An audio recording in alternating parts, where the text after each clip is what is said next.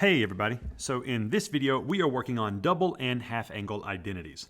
So here they say find sine of 2 theta if sine of theta is negative 5 over 13 and A is in quadrant 4. Now this is very helpful because they tell you what quadrant your reference angle is in.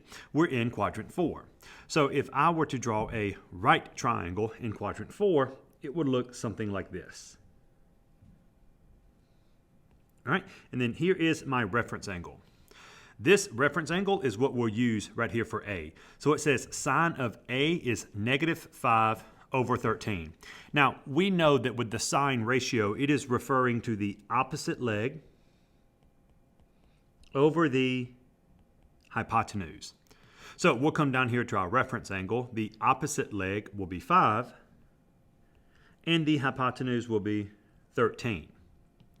Now, because I'm in quadrant 4, this 5 is going to be negative.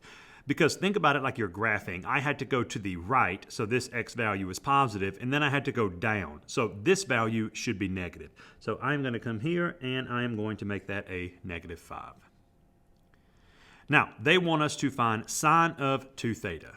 Well, let's think about that formula for a second. Sine of 2 theta, or 2a, is going to be 2 sine theta cosine theta. Now, we know what sine theta is. Sine theta is negative 5 over 13, but we do not know what cosine theta is.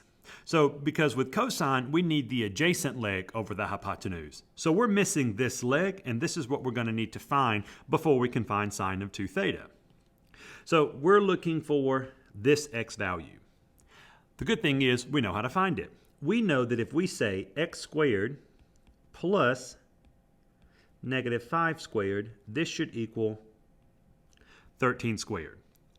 So here we have x squared plus 25 equals 169. Now we'll say 169 minus 25, and that gives us 144.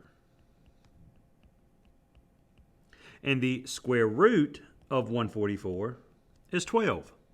So we know this leg here is going to be 12. Now we have our sine of theta that was given to us in the problem, and we have cosine of theta after finding this leg. It's 12 over 13. Now we can plug those ratios into this formula. So that will be 2 times sine of theta. Sine is negative 5 over 13.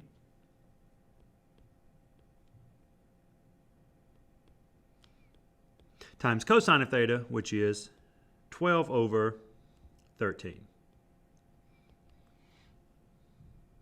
Now, this is just like what you learned in middle school when you were multiplying fractions. So I'm going to say 2 times negative 5, that's negative 10. Negative 10 times 12, that's negative 120. So here I have negative 120, and 13 times 13 is 169. So this is my solution.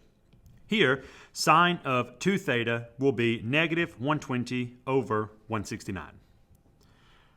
All right, that's going to be all for this video. I hope that you found it helpful. If you have any questions, please leave them in the comments, and we'll see you all in the next video.